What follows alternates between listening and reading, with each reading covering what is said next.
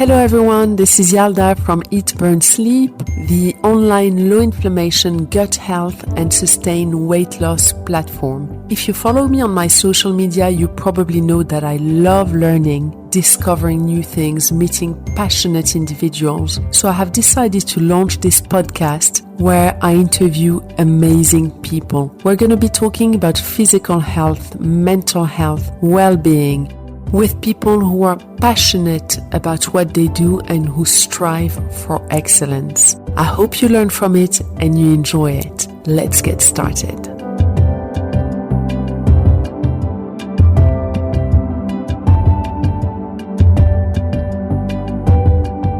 Hello everyone, welcome back to the Eat, Burn, Sleep podcast. Today I have an amazing guest who has been on the podcast before. It's Alice Law, who is the founder of Lawali Life and the Unstressable podcast. She's a stress management consultant, has the most beautiful aura. And the last time Alice came here, she spoke to us about her story and how she came to do this incredible job helping people around the world. And today we go a bit deeper. We're going to dive into stress, how to manage it. We are going to share with you little tips and tricks for you to include in your daily life so you can live a stress-free and happy life. Hi, Alice. How are you? I'm good, thank you. It's so nice to see you. It's so nice to see you too. So to give a little bit of background to people, Alice reached out to me a couple of years ago to be a guest on her podcast, and then subsequently joined the Eat, Burn, Sleep lifestyle, got rid of her migraines, lost a bit of weight, and I had her as a guest as well on mine. And now that we're just launched the second series of the Eat, Burn, Sleep podcast, I thought I really wanted Alice to come and share with us a few insights, because since the last time we spoke, the pandemic happened and people's stress responses have changed consequently. So Alice, how have you been lately? What has happened in your life since we last spoke? Yeah, gosh, it's funny. I've been I've been laughing at myself. You know, and you sometimes the things you teach you need to relearn in life. Decides. So I was editing my book, which is coming out next year, and that is a very amusingly stressful experience. But I'm just trying to practice everything I preach every time that it comes up. So it's been actually a very good sort of crash course in it all again when you think you've got a handle of it. So that's been the main focus. But yeah, it's so nice to be back and talking to you. So you're publishing a book soon? Yeah, exactly. Next year on stress, with a wonderful co-author. So yeah, it's going to be good. It's two different voices as well. So I write very feminine and he writes very masculine, and it's kind of, it's a good combination of the two, really. That sounds amazing. You're so right about, listening to your own advice and applying it to you. As someone who helps people, I feel that myself.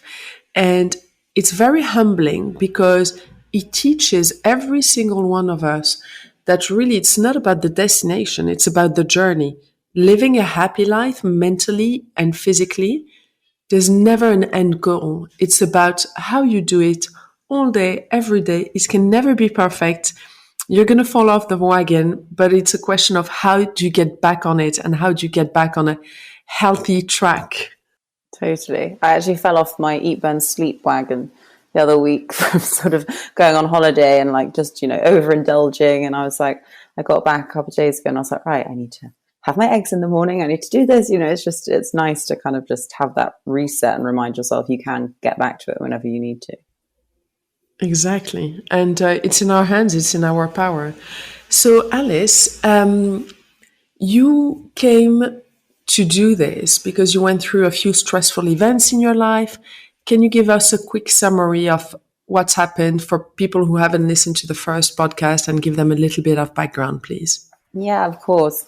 It's funny, actually, you asked that because it was my dad's anniversary of his death yesterday for 3 years. And so my story, as you know, has largely involved his story. But the beginning was that my sister sadly got diagnosed with cancer, nearly 10 years ago now, because it'll be the 7th year of her anniversary of when she passed this summer.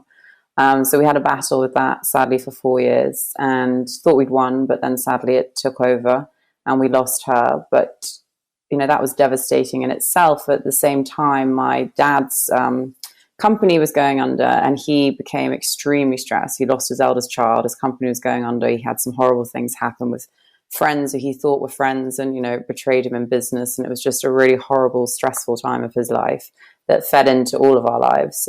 He became very depressed and turned to alcohol as his solution for his grief and depression and stress. And I just watched stress take over someone I loved so much, who was so vibrant, and completely consume him mentally, emotionally, physically, eventually, and spiritually. And, he got diagnosed with cancer after my sister died, but he had cancer when I was younger and had recovered. And at this point, he'd just given up on life. He was like, I'm not going to treat it. And I was, like, oh my God, how can I, deal with this at the time? Had to practice some serious surrender and for his own choices. But he eventually, it was amusing to me because I look back and I write this in the book now. We don't really know what, life has planned. If I had sort of controlled his choices then, he would have spent the last few years in hospital instead of with us. And instead, we lost him 3 years ago yesterday, as I said, to a burst stomach ulcer that accumulated from severe stress and caused internal complications. So although that might have been able to have been handled, but he wasn't ready to have help as a different generation. They saw, like, get on, shut up, I'm not going to talk about my feelings. I've created these problems with my business. It's just mine to deal with, head of the household kind of thing, which is very sad to see. And I think you see that in a lot of men. But, we lost him, like I said, to stress-related illness and not the cancer. When he was in intensive care for that, for the stomach ulcer, the poor doctors, I laugh about it now, came out, saying like, oh God, because he collapsed again in hospital and had a cardiac arrest, and they'd taken him into intensive care.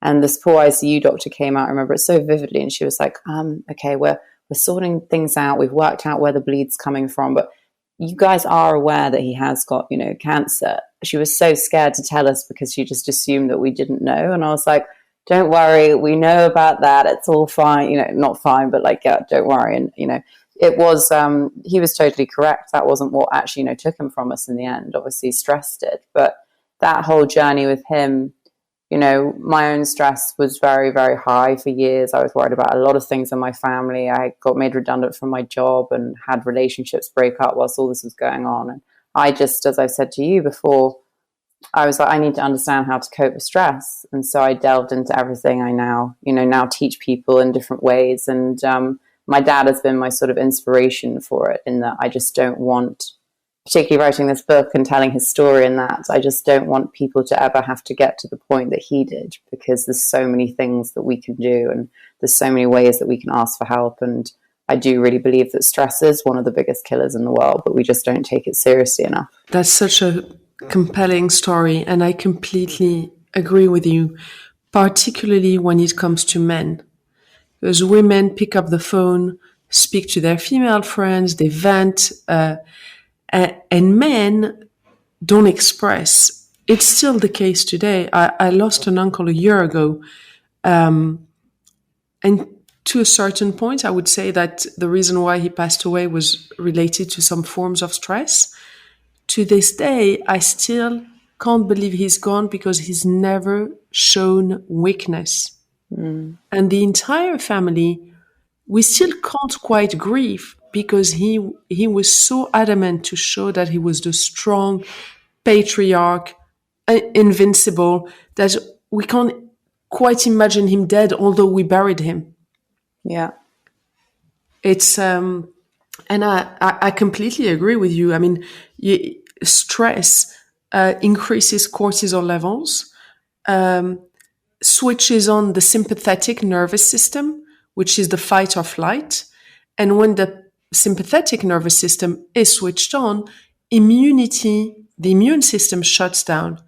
And what that means is not only you're more prone to viruses, but also it activates your poor genes, your weak genes. Let's say you carry cancer in your family or stomach ulcers. In terms of genetics, there is gene expression happening when the sympathetic nervous system is triggered too much and cortisol levels run high on when people are chronically stressed.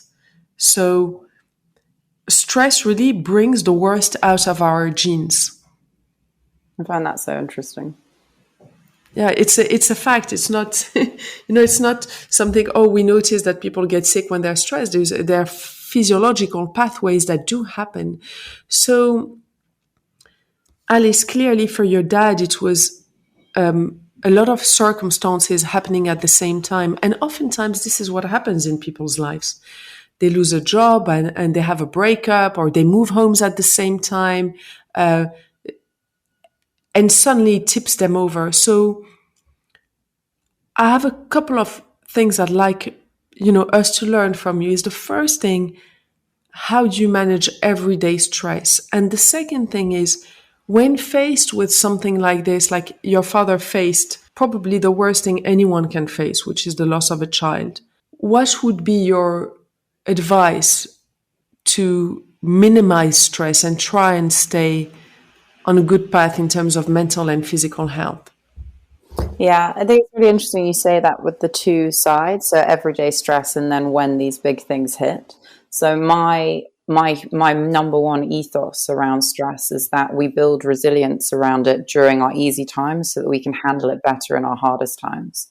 And I think that's what a lot of people miss, is that they think, okay, well, I'm not that stressed at the moment, so I'm not going to do anything about it. I'm not going to learn how to meditate right now because I don't need it. I don't need to journal right now.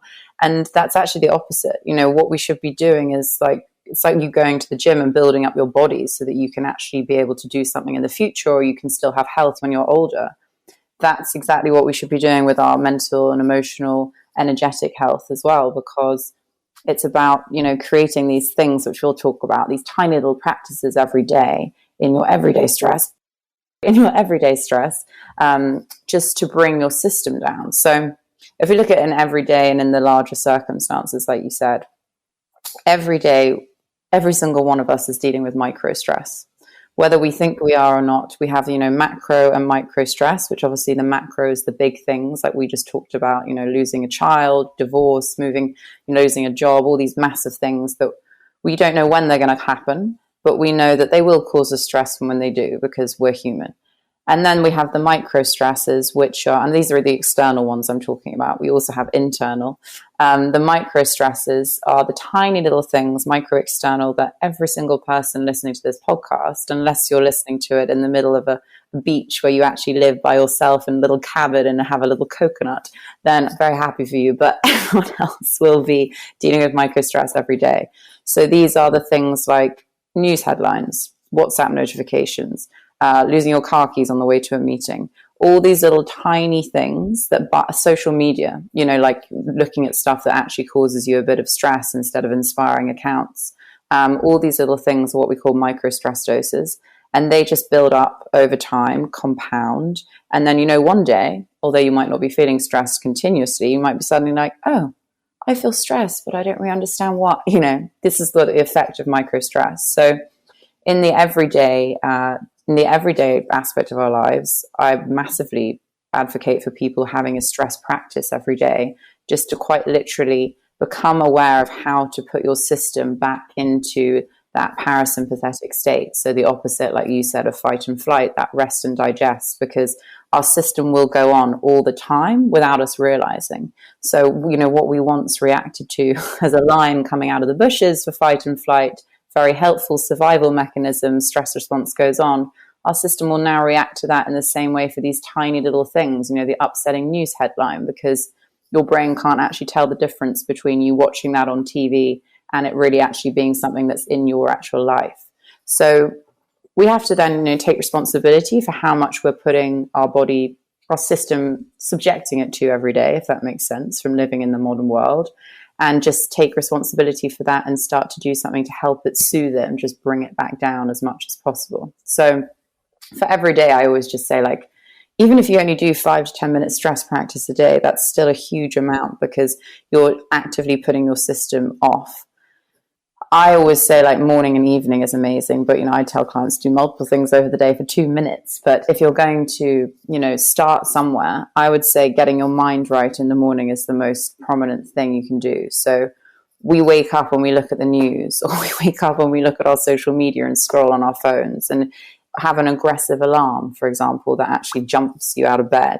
All those things are micro stress doses. And if you're doing all that without sort of taking control of your morning, you're already racking your stress dose up to sort of 15 micro points before you even made your morning coffee. So it's about, taking control of that and choosing our own response. So, my number one tip for people every day is to have a soothing alarm on your phone, or have, something that's like, I wake up to the nicest kind of like song that's like a meditation that gets louder and louder, so that it does wake me up, but it's soothing. It's not something that I jolt to and my system goes, oh my God, wake up. And that's your first bit. So, find something soothing to wake up to, and then create a morning routine. So that's sacred space for you. If you want to go make your morning tea before you do it and sit down, if you want to do exercise first, whatever it is, afterwards, then create 10 to 15 minutes just for you and your mind and yourself to self-regulate. Create a journal, ask yourself in the morning, how do I feel today? And actually answer that question. How do I feel today? And then ask yourself the question, how do I want to feel today? Look at the two differences, see how close you are. You might be completely aligned. Like, I want to feel great today. I do feel great today. Okay, if that's the case, then how can I keep that maintained for the rest of the day? What are 3 things I can do today? Tiny things, micro actions that will help me to maintain this feeling all day. Whether it's calling a friend, going for a walk at lunch, doing a 5-minute meditation, just tiny little things. If you're very far off where you want to feel and where you are, then ask yourself, okay, what are 3 things I can do that will help move me towards that feeling, that will help me move away from how I'm feeling and towards what I want to feel. So always doing sort of emotional check-in with yourself in the morning. And, if you really feel anxious in one morning, just writing out as much as going on in your mind, just mind dumping it out, getting that all out. I always then move on to gratitude. And I know that's an overused term for people. People think, oh God, gratitude. But it is scientifically proven, gratitude, to boost our immunity, to help us to actually look for the good for the rest of the day, for our subconscious to hold on to the good instead of the bad, because we have something called negativity bias in our minds. So we're hardwired to look for the negative, whether we want to or not. So it's our responsibility to change that, with our brains, to practice like we do a muscle. Neuroplasticity, we know that we can actually change and rewire our brains to those more positive pathways, but our brain can't do that without our help, which is basically, actually actively doing these things. So actively every day, listing 5 things you're grateful for. And for me, I really, really recommend that people do 3 things. You can do it either way around, but 3 things outside of yourself and 2 things within yourself, or vice versa. But always actually finding something grateful to have within yourself as well as outside of yourself, to boost that self-esteem and self-confidence that can really get depleted when you're stressed and anxious as well. And then I always just say, like, if you're going to do something really small, move on to a meditation for 5 minutes.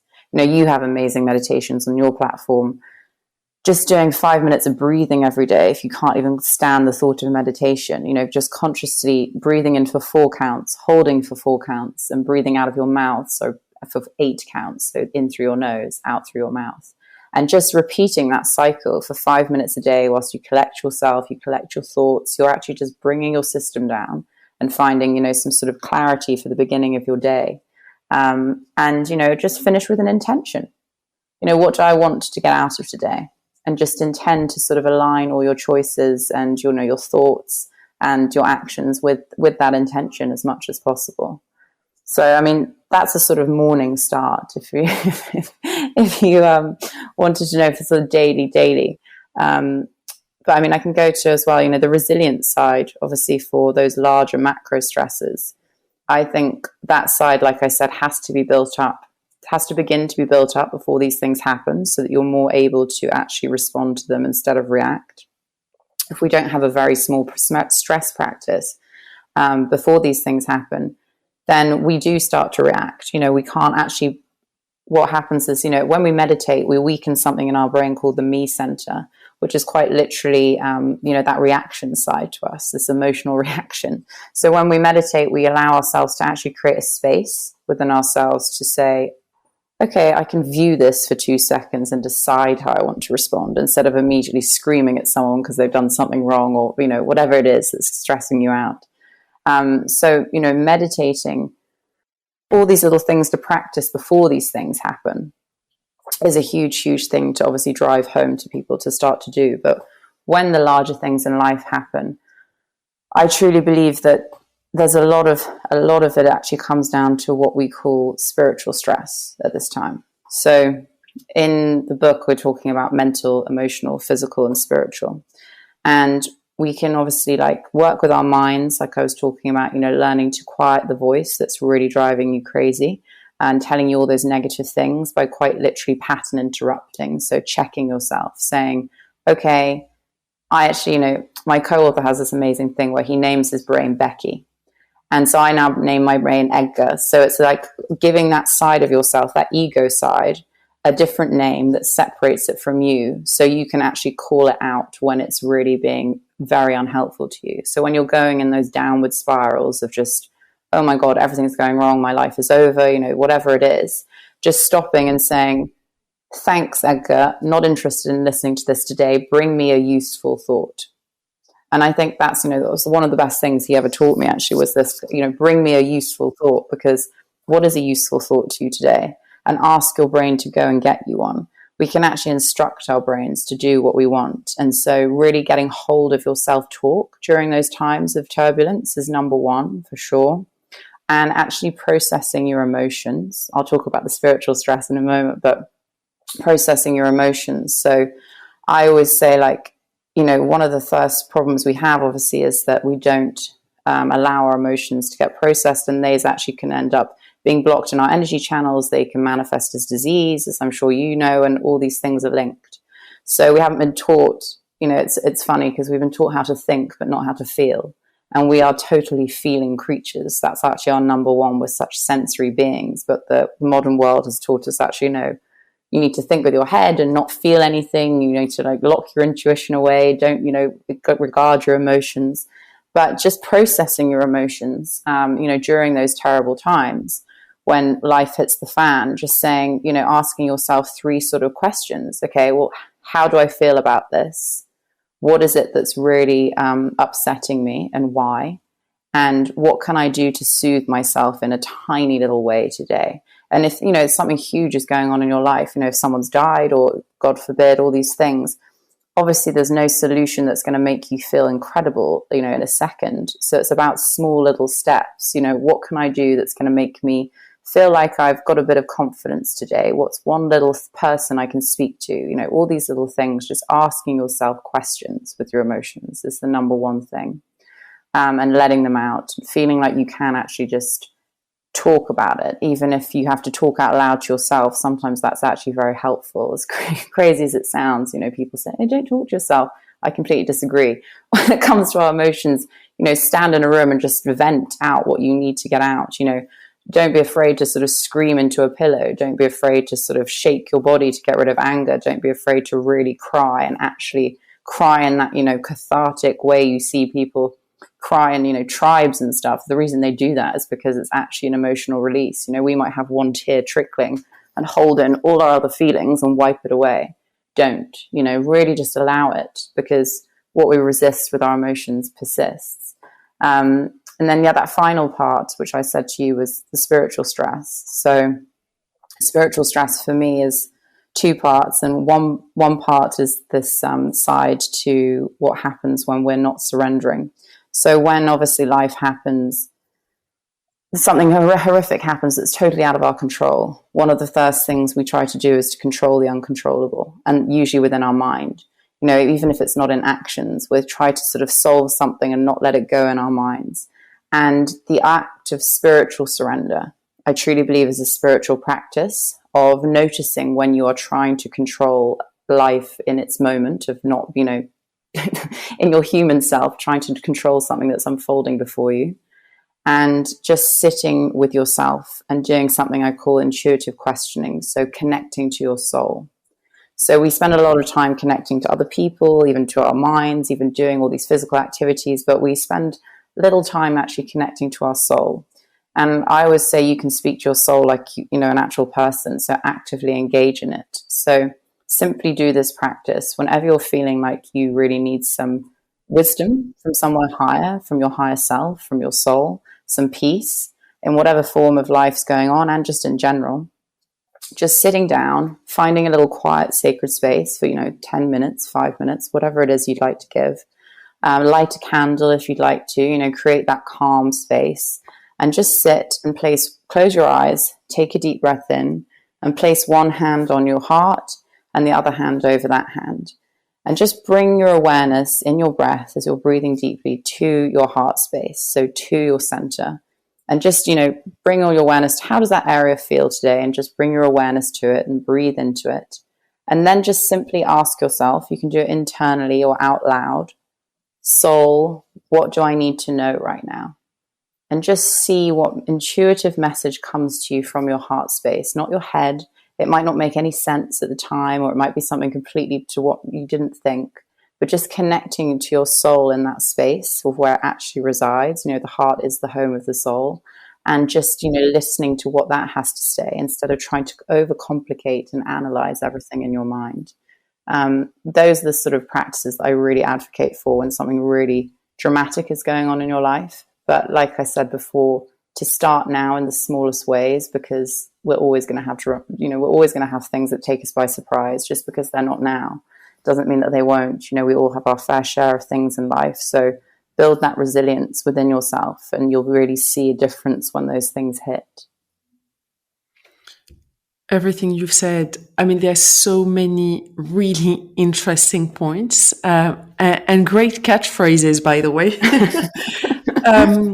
When it comes to gratitude, you're 100% right. The reason why it improves your immune system is gratitude has been shown to instantly, a little 5-minute gratitude prayer where you can thank the universe, God, nature for your warm home, for being alive, for having all your physical and cognitive functions. Even the most basic stuff will instantly improve your gut bacteria, in which 70% of your immune system cells reside. So that, and also it lowers cortisol, which shuts down the immune system. So that, if you're like me and you can't do 20 minutes of meditation. I've tried. I used to do TM and I got so bored because I'm very impatient. I'm doing exactly what you've mentioned and which you've seen on the platform, which is a quick morning prayer, 5 minutes meditation or prayer, whatever you want to call it, and same in the evening. I find that what's most helpful is exactly what you said, which is the gratitude prayer, and then connecting to your higher self. Because if we are not spiritual, we become almost like animals, and life is not inspiring at all. So happiness, for me at least, it doesn't come from the big things. It doesn't come from my achievements. It doesn't come because, I have so much more now than when I was 18 and starting out in life. But am I so much happier? Not necessarily.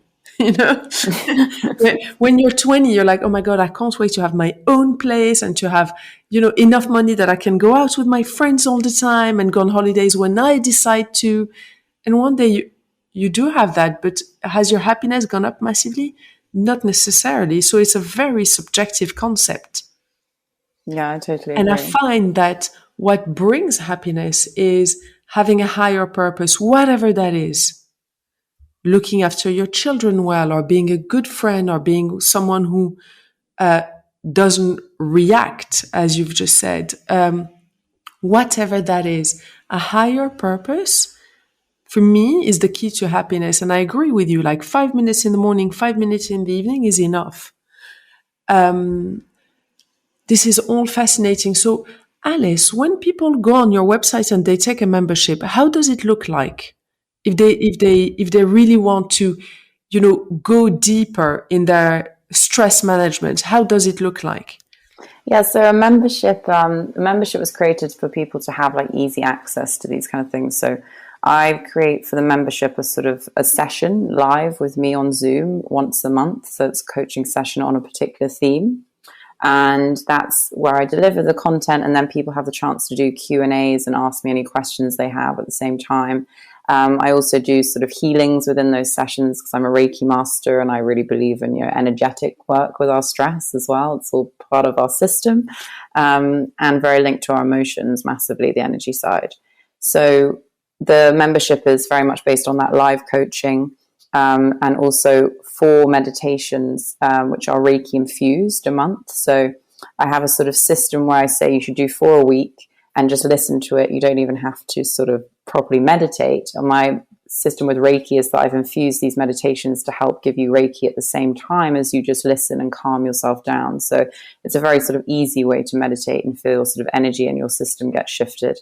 So I do one for mind, emotions, body, soul, and say, try and do one of each week, and just, so you'll do one 4 times a month, for example, on the mind, and vice versa, and just allow that to work. Journal prompts, and, to get you into that space, like I said, help you like answer the questions, self-awareness that we need, that really helps with stress. Guest experts come in and do different bits. And I have sort of a library with all the past things, multiple hundreds of hours of things now, which is great. And a community area for people to share their experiences and be held accountable. But I mean, I'm excited because that is the membership at the moment. And then I am also creating a Unstressable membership with my co-author Mo.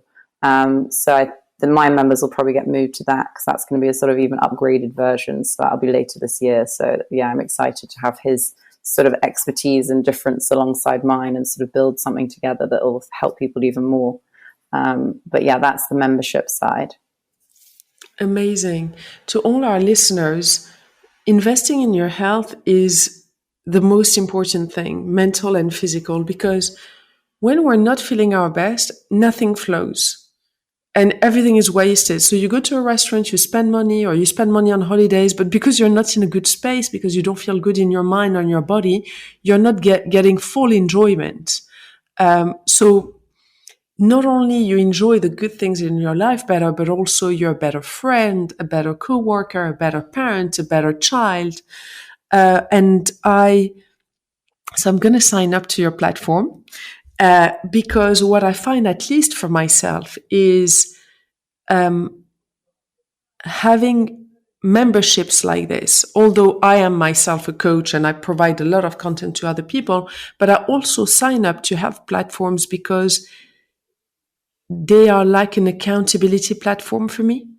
Yeah, totally. So it allows me to identify as a calm, healthy person and come back to it better. So it's not about perfection, as I always say, it's about damage limitation. And having invested a bit of time, a bit of money, but most importantly, time, obviously, is what keeps you accountable and improves it every day and then takes you to a place where you're happier. So Alice, you've been keeping busy. You're coming out with this book next year. You have your current platform. You're going to have the next platform onto which your members are going to be moved to. Just give me a typical day and how you fit in your little stress-free / meditation practices. Yeah, I mean, it's funny because I put my sort of stress practice in for myself, like meetings. I remember like Elle Macpherson once said that in an interview. She said, I put the gym in every day because obviously that was her work was her body. She was like, I put the gym in every day in my calendar like a meeting, and I tell my team that it's non-movable. It's always non-negotiable. And I think that's one of the best things we can do for ourselves, decide what we need to be non-negotiable to actually make ourselves feel happy and feel great, and stick to it. Don't waver on that. Have your boundaries for that for yourself so you actually see the sort of results of it. So yeah, I always get up in the morning and do my little morning routine, like we were talking about, and make my coffee, do my morning routine, pray, meditate, journal, do my gratitude, say my creative visualizations for manifesting what I might want to manifest, and then do some exercise or go on a long walk if I don't want to, properly work out that day, but always do some movement. Make myself breakfast and then start At the moment, I always do my writing in the morning. So editing, at the moment, it's sort of hours of editing a day, and that's the main focus. But I do my writing in the morning or editing. Always have my lunch break, again, like moving, get outside for lunch. Don't, eat outside, but, get moving, 15-minute walk, whatever it is, to still have some stretches, move my body, and, come back and do whatever meetings it is on Zoom or clients that I need to see, and do sort of that more creative side in the afternoon of getting things done for people. And, taking the members' content, doing the members' sessions once a month. I just always within myself, I make sure that I have those 5-second things. So I say, like, to clients, put a labeled alarm on your phone telling you to breathe 3 times a day. And when it comes on, just literally pause from whatever you're doing and take 3 huge deep breaths. Just allow yourself that space to just actually breathe, and just do that a few times a day, because there's actually something that's hilarious that was even coined called email apnea, which is about, apnea. Obviously, when you don't breathe at night, we have sleep apnea. There's something they've now coined called email apnea, which is when we're at our desk and we're literally writing, we hold our breath whilst we type, because we're so used to not breathing deeply from the diaphragm. So just, getting those tiny moments in for myself. Like I try to practice what I preach as much as possible, and just have those 5-second moments to calm myself down. Yeah. And breathing is so important. When it comes to cancer cells feed off glucose and carbon dioxide, so CO2 and sugar. If we don't breathe out and we're accumulating CO2 in our system, we have elevated chances of developing cancer. So that's how important breathing is. Yes, very important. Alice, this was amazing. I really enjoyed it. I hope our listeners have enjoyed our chat. To all of you listening, you can go on Instagram and check Alice's handle, which is at Lawali_life. So it's LAWALI_life. And her website, which is lawali-life.com. And her amazing podcast, Unstressable Podcast. Go and check her membership, reach out to her, and please leave comments on my social media, and rate this podcast. Share it with people if they need to listen to it. And maybe if it has helped you listening to this, re-listen to it, maybe one day where you feel stressed or when you're walking. And I have to say that Alice's podcast is amazing for days like that. I listen to it when I'm walking. It's extremely relaxing and it just grounds you. We all know we need to manage our stress. Like we all know we should eat healthy. This is not rocket science.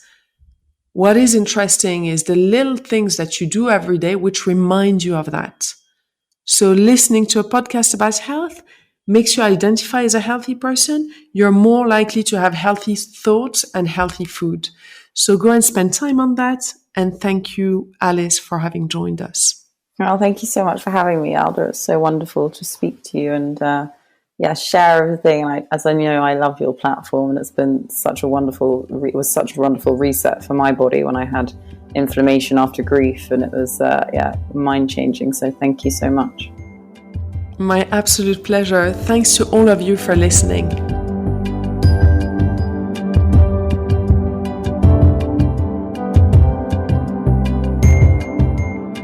Thank you so much for listening. I hope you enjoyed this uplifting recovery story. It is quite amazing how the power of the mind is so decisive when it comes to health. But the power of making the right choices is very important as well. So with that in mind, I've created a cancer recovery section, which is now part of the specialized advice section, included in the premium membership of the Eat, Burn, Sleep platform. If you are a member, I advise you to go and have a read. It's very educative. It is important to understand how cancer works for prevention purposes. And if you are going yourself through cancer, I advise you as well to go and check it out. I give you nutrition advice, mental wellness advice, lifestyle advice, as well as supplements advice to support you best through this difficult time. Keep smiling, keep healthy, and thank you so much for listening.